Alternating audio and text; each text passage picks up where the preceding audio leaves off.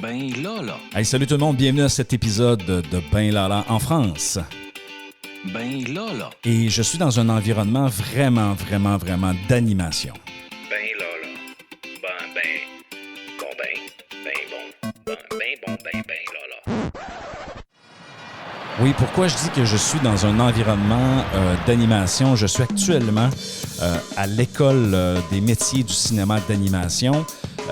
Et je pense que vous allez découvrir quelque chose de super intéressant dans cet épisode. D'ailleurs, je reçois M. Jean-Christophe Boulard, qui est directeur de l'École des métiers du cinéma d'animation, l'EMCA qu'ils appellent ici.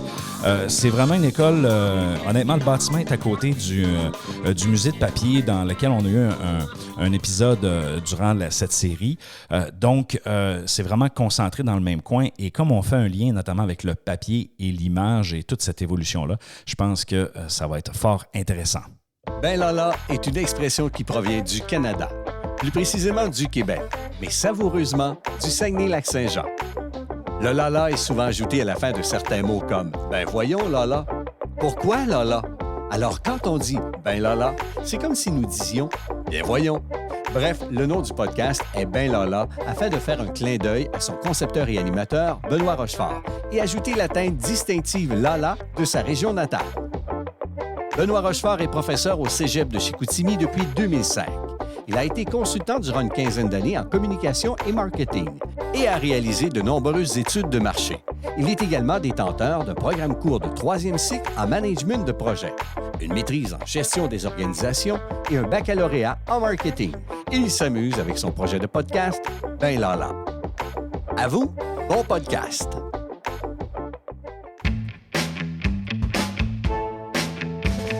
Attention, attention. Voici notre invité de la semaine. Alors, bonjour, M. Boulard. Content de vous recevoir dans mon univers de podcast. Vous allez bien ce matin? Oui, très très bien. Bonjour à tous. Merci de m'accueillir pour cette interview. Ben, merci aussi pour tous les aléas d'imprévus qui se sont produits ce matin. Raconter une petite anecdote. Je suis arrivé pour faire l'enregistrement et je n'avais pas d'adapteur pour la prise canadienne, pour la prise européenne. Je l'avais oublié à l'école. Alors, ben, merci de nous permettre d'enregistrer en ayant trouvé ce genre d'adapteur. Tombons dans le vif du sujet, M. Boulard. J'aimerais savoir, pour les gens du Québec, là, vous, là, d'où vous venez, qui vous êtes, qu'est-ce que vous faites ici à l'EMK? Alors, moi, je suis directeur de l'École des métiers du cinéma d'animation. C'est une école qui est associée à la Chambre de commerce et d'industrie et qui a été créée dans le cadre de la volonté du pôle image Magélis de développer des activités de cinéma d'animation à Angoulême. C'est une réussite. L'école a 24 ans. Il y a 160 étudiants actuellement, on va passer à 200. C'est un système, on dit en France, de bachelor-master, donc Bac plus 3, Bac plus 5. Et nous avons des spécialités animation 2D, animation 3D et stop motion. Et nous sommes ravis de développer des liens à l'international et nous avons des liens avec le Québec et on les fructifie, notamment on va vouloir les développer avec Saguenay. Quand vous parlez de l'axe pôle image, ça fait plusieurs personnes qui m'en parlent. Je comprends cette concentration-là d'entreprises alentour de la BD, alentour de l'image, mais l'école s'inscrit dans le fond dans le développement de ça. Pouvez-vous nous parler un peu du pôle image? Alors, le pôle image, c'est une construction, on va dire, qui a 25-30 ans, qui s'assoit quand même sur le Festival international de la bande dessinée, qui lui a fêté ses 50 ans à la dernière édition, et qui a permis de développer la créativité et une singularité artistique par rapport en fait à des métiers du jeu vidéo, de la prise de vue réelle, de la BD bien sûr, et du cinéma d'animation. Et le cinéma d'animation, c'est la spécialité de l'EMK. Et aujourd'hui, assis en fait sur cette composante avec 4 filières d'activité, le cinéma d'animation représente quand même une réussite extraordinaire puisqu'il y a 35 studios avec 1500 emplois dans une ville comme Angoulême. 35 studios sont dans le fond, ils font que de l'animation, en fait, du cinéma d'animation. Oui, 35 studios et qui font à la fois des séries, des courts-métrages, des longs-métrages qui sont à 2 km maxi d'ici. Ah, on peut y aller à pied.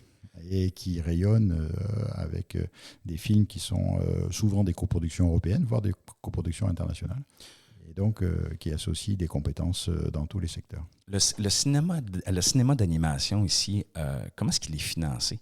Parce que, tu sais, nous, au Québec, faut que le gouvernement et il faut que la culture, en quelque sorte, soutienne ces productions-là. Ici, comment ça fonctionne? Ça fonctionne, je pense, quasiment de la même façon. C'est-à-dire que la culture en France est accompagnée par les pouvoirs publics, avec donc des aspects de soutien à la création d'œuvres originales, et puis un soutien à la production sur les territoires. C'est-à-dire concrètement, quand il y a même une production qui viendrait, par exemple une coproduction ou une production qui viendrait du Québec, s'il y a tant d'heures qui sont faites de films à Angoulême, il y a associé à ça, sur la présentation d'un dossier, d'un jury, etc., avec les collectivités territoriales, la possibilité de recevoir des subventions qui viennent accompagner la mise en place en fait, d'emplois à Angoulême.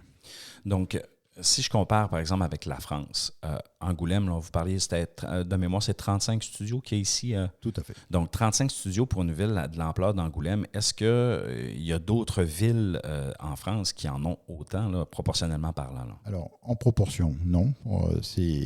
Paris a 5000 emplois pour une agglomération de 10 millions d'habitants.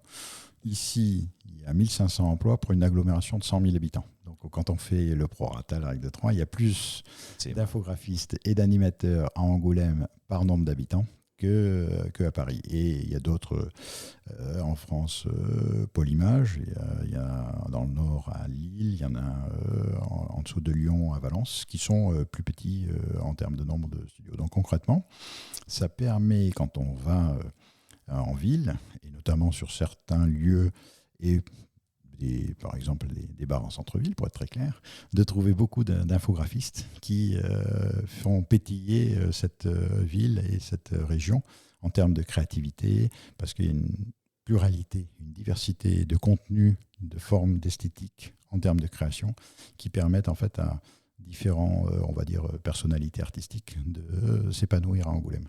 Quand vous parlez de créativité artistique, ainsi de suite, je présume qu'à l'intérieur de l'école, de ce que vous faites, vous essayez de stimuler cette fameuse créativité-là. Avez-vous des techniques, des moyens qui sont propres à l'EMK pour stimuler ça? La singularité de l'école, il y a quand même beaucoup d'écoles de cinéma d'animation en France, c'est que notre pédagogie est axée sur la réalisation de films. Et on fait en sorte de laisser s'épanouir les étudiants dans leurs univers artistiques. On les contraint sur la capacité à travailler pour des réalisateurs ou se mettre en situation de bien connaître des techniques, des pratiques et des logiciels par rapport en fait à des exercices, des travaux dirigés. Mais ils ont chaque année à développer un film en fin d'année, et la possibilité en troisième année de faire un film d'équipe tout à fait original, et en dernière année de master, là vraiment être auteur-réalisateur avec leur propre récit, leur propre narration, leur propre scénario, mais surtout leur choix de technique, et on développe, on essaye de susciter l'hybridation des techniques, d'utiliser par exemple l'animation en 2D avec des décors en 3D, sur parfois un rajout de prise de vue réelle, et ils maîtrisent le son, le montage et toute la post-production, ce qui fait qu'on stimule cette créativité à la fois pour les mettre en challenge de créer leurs propres œuvres, mais aussi parce qu'on leur donne une diversité d'outils et de technologies qui les rend peut-être plus curieux et plus ouverts sur l'ensemble des possibilités. La formation est sur combien d'années? Donc on a le bachelor qui est en 3 ans. Ils peuvent rentrer en première année après ce qu'on appelle le bac chez nous, mais qui est le bac français. Ils ont là, en première année, beaucoup de dessins traditionnels, même de sculpture, de travail sur de la peinture, etc., pour vraiment avoir cette initiation artistique dans un cadre en fait quand même dédié au cinéma d'animation. C'est-à-dire qu'il faut dessiner vite et avoir cette capacité d'avoir l'œil d'utiliser un dessin pour faire un film. Deuxième année, ils travaillent sur tous les outils 2D, 3D, etc., pour comprendre les logiciels. En troisième année, ils maîtrisent ces outils-là et ils développent des films personnels. On fait du documentaire animé, on fait de l'adaptation de BD en cinéma d'animation. Et là, ils ont un socle pour pouvoir trouver du travail. Et ceux qui le souhaitent, pour être dans une situation d'auteur-réalisateur, ils vont en Master 1 et en Master 2.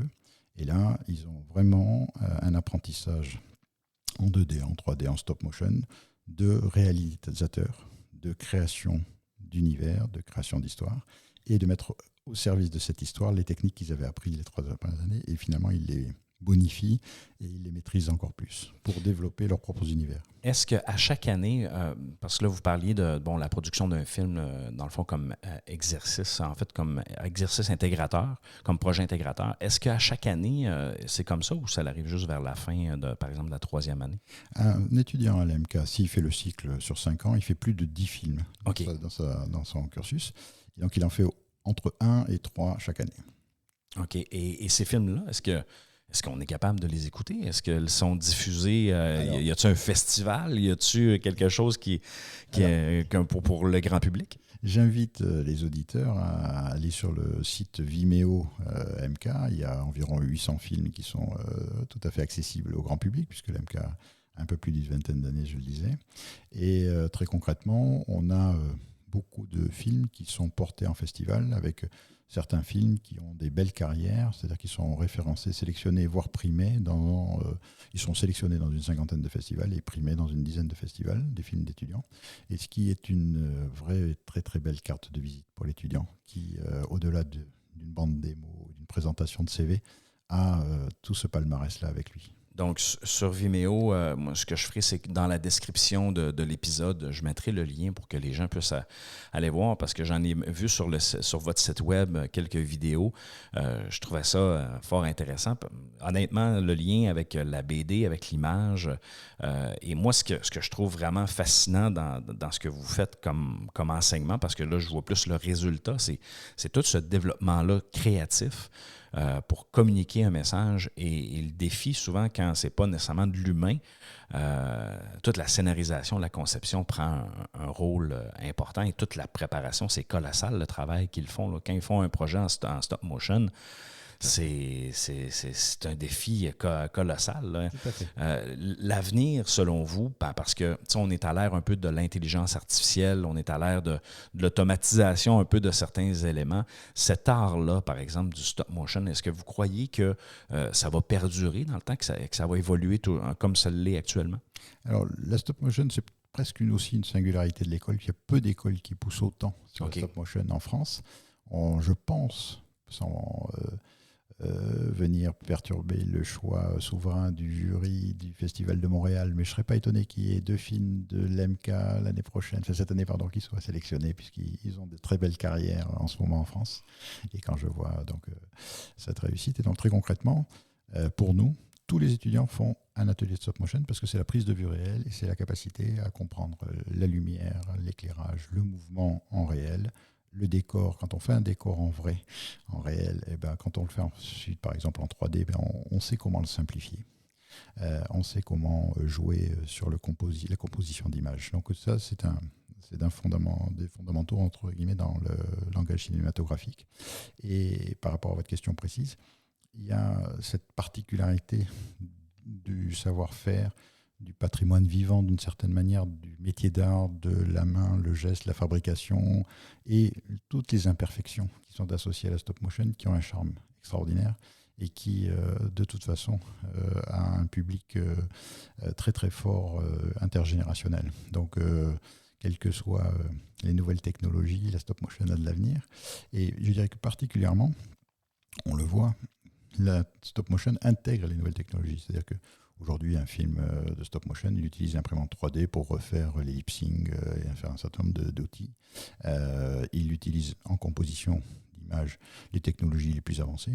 Et puisqu'on parle d'intelligence artificielle, justement, des moteurs peut-être permettant en fait, de faire les séquences intervalles de mouvements et rendre un peu plus fluide un certain nombre de compositions. Donc, on peut utiliser la technologie pour améliorer, faciliter en quelque sorte la réalisation de films stop motion. Tout à fait. Et le positionnement de l'école, c'est de se dire que les techniques évoluent. Aujourd'hui, tout le monde sait à peu près filmer avec son portable, faire des photographies. Avant, c'était quand même un métier d'être photographe. C'est vrai. Demain, dans les métiers de l'animation, tout le monde saura à peu près faire bouger quelque chose sur un PowerPoint ou sur une présentation, etc. Ce qui est important pour les étudiants, pour une carrière de 43 ans en France, puisqu'il y a des débats sur la retraite. Vous n'avez pas l'air de quelqu'un qui va aller à la retraite. Là. Vous ne faites pas votre âge. Je ne sais pas quel âge que vous avez, mais bon. J'ai le temps. C'est bon. Mais très concrètement, c'est d'avoir en fait cette capacité à utiliser les outils au service de l'imagination, de la création et de tout ce qui est extrêmement, je dirais, riche en cinéma d'animation. C'est ce côté complètement en dehors du réel et de pouvoir en fait sublimer des histoires par rapport à une distanciation de fiction ou même de documentaire.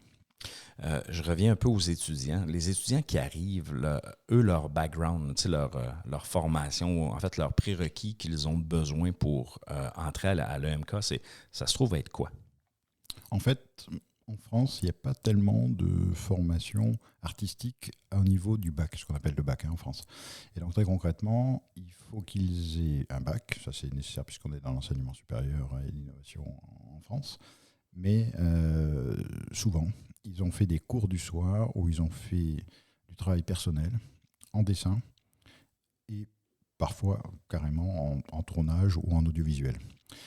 Très concrètement, ce n'est pas des compétences académiques souvent associées à des notes avec un professeur, c'est plus associé à ça. Et concrètement, finalement, on leur demande justement de s'exprimer là-dessus parce que ce qui nous intéresse, c'est les enseignements généraux acquis, les connaissances, je dirais, du bac.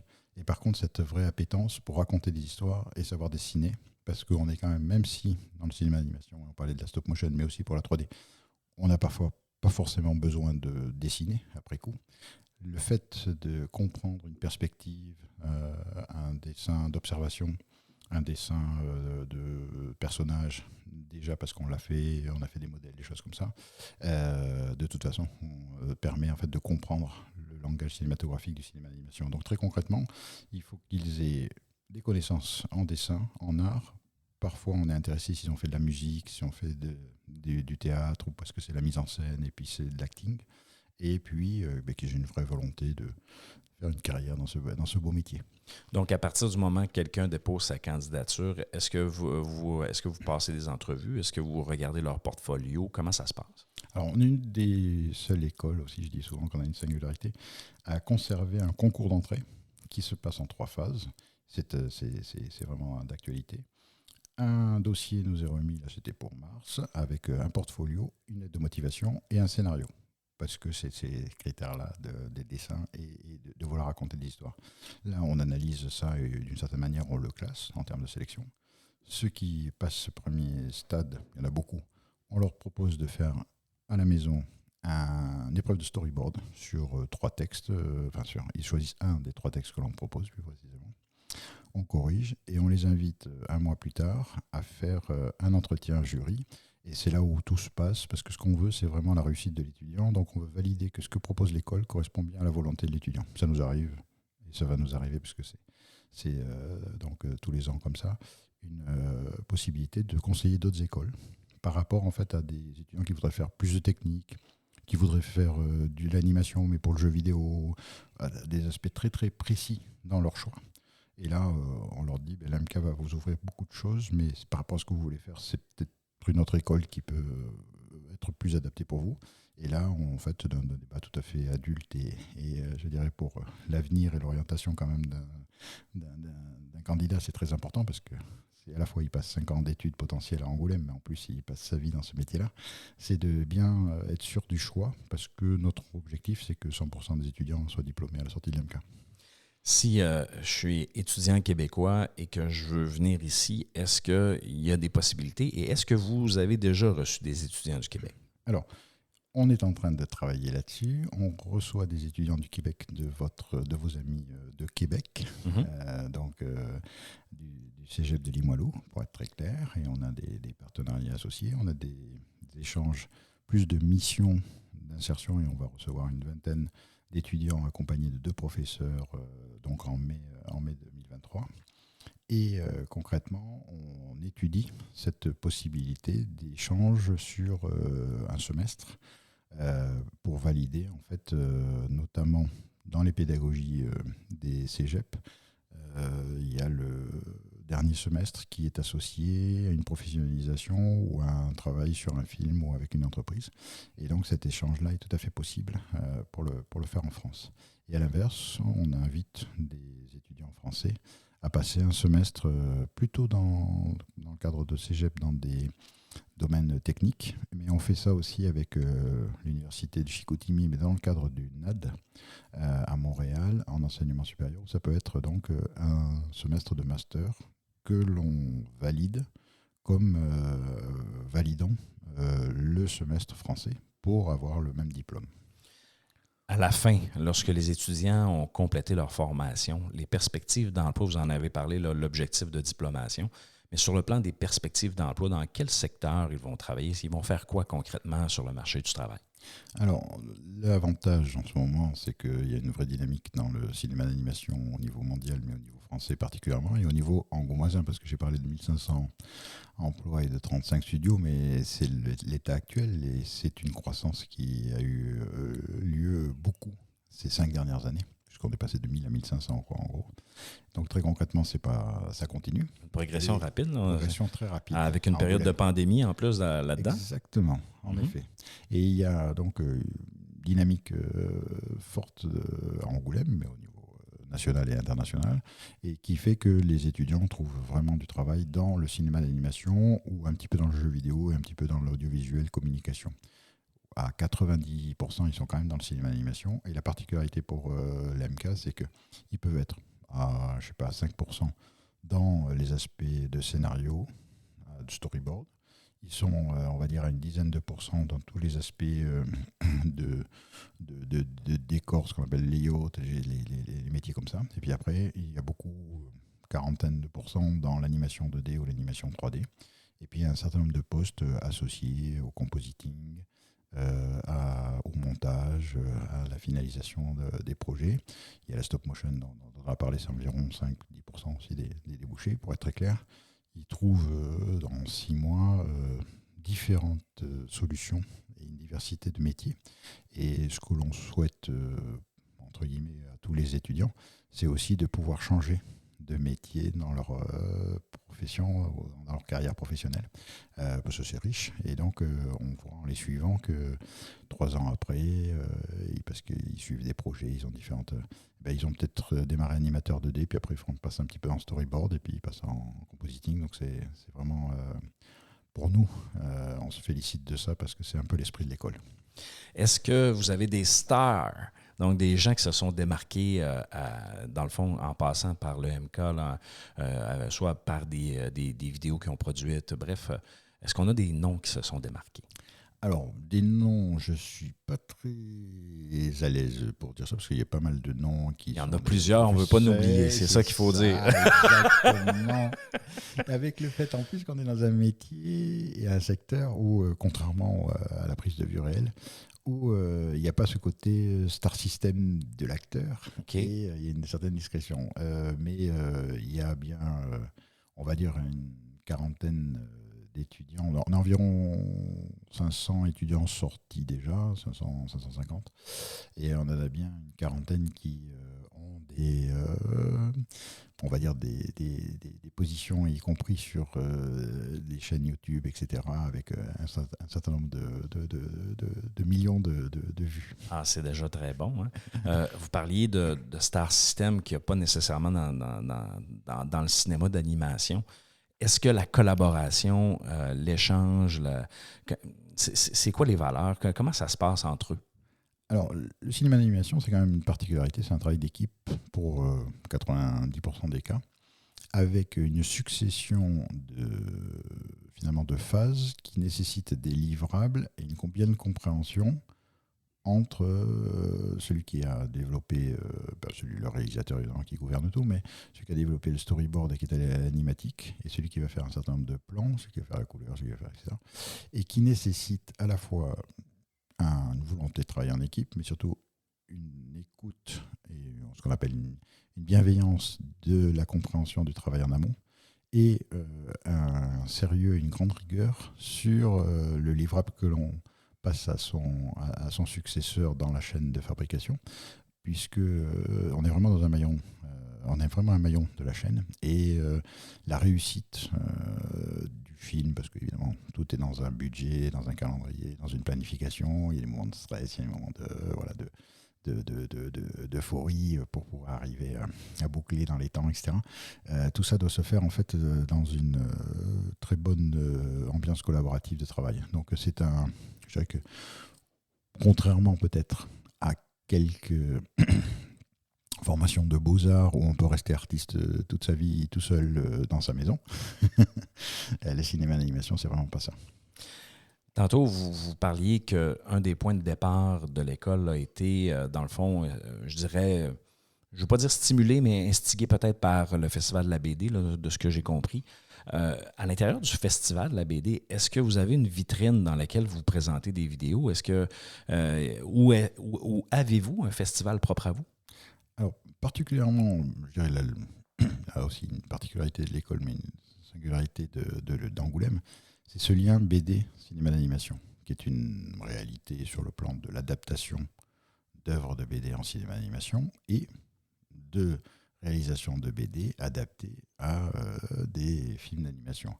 Dans un cadre vraiment du festival, où nous avons systématiquement une sollicitation du Festival international de la BD qui nous propose en fait des auteurs qui souhaitent avoir une adaptation de leur ouvrage, de leur BD en cinéma d'animation et qui est mis en scène dans une expo associée au festival et qui a une autre vie une fois que le festival est terminé. Et à l'inverse, on travaille avec des éditeurs qui sont exposants au festival, comme l'École des loisirs par exemple, qui travaille essentiellement qui a un gros catalogue de livres pour enfants, pour faire des adaptations pour des livres pour enfants, pour ce genre de choses. Donc ça, il y a vraiment un lien. Et ce lien, d'ailleurs, il était vraiment concrétisé à une exposition qui s'appelle De Popeye à Persépolis, qui était à 10 minutes, même pas, à 500 mètres de notre bureau là actuellement, au sein du musée de la bande dessinée, et qui a mis à l'honneur l'ensemble en fait des ponts entre ces deux arts, BD et cinéma d'animation, de Popeye à Persépolis, et pour lequel on s'est beaucoup investi, y compris avec des professeurs, dans le cadre en fait de la mise en scène et de la scénographie et de la muséographie de cette expo, et qui a pu montrer l'ensemble des ponts qu'il y a. Et je suis peut-être un peu lent, mais il y a un historique, mais il y a un champ énorme à venir dans le cadre en fait de ce lien BD cinéma d'animation qui peut être associé un petit peu à la tendance webtoon qui nous vient de la Corée, mais peut-être dans une certaine francophonie qui va développer un autre regard, on m'a dit, je pense, sur cette créativité possible entre ces deux arts. C'est fort intéressant. Monsieur Boulard, pour compléter notre entretien, j'ai préparé un petit jeu. Je ne sais pas si vous voulez jouer avec moi, mais j'ai préparé un petit jeu avec des expressions québécoises. Vous me disiez tout à l'heure en pré-entrevue que vous serez bientôt au Québec. Donc, je dois, d'une certaine façon, vous préparer à votre arrivée. Est-ce que vous me suivez jusque-là? Oui. Donc, j'ai un petit jeu d'expressions québécoises. En fait, plus du Saguenay-Lac-Saint-Jean, mais qui touche aussi, je dirais, le Québec. Tout à l'heure, vous avez entendu le préambule de l'expression « ben lala », ainsi de suite, qui porte le nom du podcast. Alors, je vais vous faire entendre une expression. Je vais vous demander, bien sûr, si vous savez qu'est-ce que ça veut dire. Si vous ne le savez pas, c'est pas grave. Je vais quand même vous situer à l'intérieur de ça. Alors, vous êtes prêts? Allons-y. Faire dur. Faire dur. Faire dur. Taper dans le dur, quelque chose de solide. Quand on dit quelqu'un fait dur, là, c'est quelqu'un qui n'a pas de bon sens. Ah, tu fais dur. En voulant dire, t'as pas d'allure, dans le fond. Est-ce que vous connaissez l'expression pas d'allure? Oui. Okay, non, des fois, je réponds, quand je fais le jeu, des fois, je réponds avec une autre expression, puis là, les codes sont plus là. Je vais vous en dire une autre. Cogner des clous. Cogner des clous. Cogner des clous, ça c'est... on a l'impression qu'on est dans le bricolage, mais ça doit être complètement quelque chose de décalé par rapport à ça. Qu'est-ce que ça peut faire? Quand on s'endort, tu sais, des fois en classe, les étudiants, ils ferment les yeux, ils cognent des clous. Une autre. Bonne année, grand nez. ça doit être bonne année grand-mère, ça, non? C'est une expression quand l'année arrive, la nouvelle année, bonne année, grande année. Et souvent, on va répondre pareillement, grande dent. Donc, c'est une... c'est quelque chose de... Exactement. La prochaine. En masse. Alors, est-ce que c'est au mince ou Attendez, je vais vous le faire écouter. En masse. Ah, au masse. Non, Ça veut dire... en masse, ça veut dire beaucoup. Ah oui. En masse. Ah ouais. On intègre ça. Exactement. Je vais vous en ajouter une autre. Tigidou. Tigidou. Ah, je connais Tigidou. Quand on dit c'est tigidou, ça veut dire que c'est bien correct. C'est correct. Ah, d'accord. Un petit dernier? Ah, ben avec plaisir. Avoir les yeux dans la graisse de bine. Dans la graisse de bine, ça devrait être qu'on n'est pas bien réveillé. Exactement. Je sais que vous avez une autre expression ici en France. Elle a été dite par un étudiant dans un des épisodes et dans un autre, quelqu'un ne l'a pas dit au complet parce qu'il voulait s'auto-censurer. C'est bien correct. Alors, préparez-vous, M. Boulard, lorsque vous allez venir au Québec. Ça, ce ne sont que quelques-unes. Il y en a quand même beaucoup. J'en ai pris 10, là. Quelques-unes, effectivement. Ce matin, en fait, le Media School me faisait une petite entrevue. Ils m'ont fait le jeu inverse. Et là, je pense que j'en ai eu 2 sur 10 aussi. Donc, il n'y a pas de stress, mais c'est ça, l'apprentissage des autres cultures. Alors, je vous remercie beaucoup, M. Boulard, de m'avoir accordé cet entretien ce matin. J'espère que les gens auront pu découvrir le MK d'Angoulême. Merci à vous. Merci beaucoup. Vous écoutez Ben Lala en France. Financé par le programme de soutien à la mobilité professionnelle des cégeps du Québec, du ministère de l'Enseignement supérieur du Québec et géré par la Fédération des cégeps et des partenaires suivants. Le Media School d'Angoulême, le cégep de Chicoutimi, le comité de jumelage d'Angoulême et celui de Saguenay. À vous tous, bon podcast. Alors, c'est ce qui complète cet épisode. Je remercie mon invité, M. Boulard, d'avoir participé. J'espère que vous avez pu apprendre de qu'est-ce que c'est, dans le fond, le cinéma, un peu d'animation. Si vous êtes curieux, allez sur le site de l'MK, dans le fond, sur le site web de benlala.ca. Dans la description, vous aurez le lien du site web ainsi que le lien Vimeo là, pour être capable de voir qu'est-ce que c'est, les réalisations des étudiants là-bas. Donc, une rencontre super intéressante dans le pôle image, dans le secteur vraiment pittoresque d'Angoulême. Alors, sur ça, écoutez, merci d'être là. Suivez-nous sur les réseaux sociaux et il ne me reste qu'à vous dire ciao, ciao!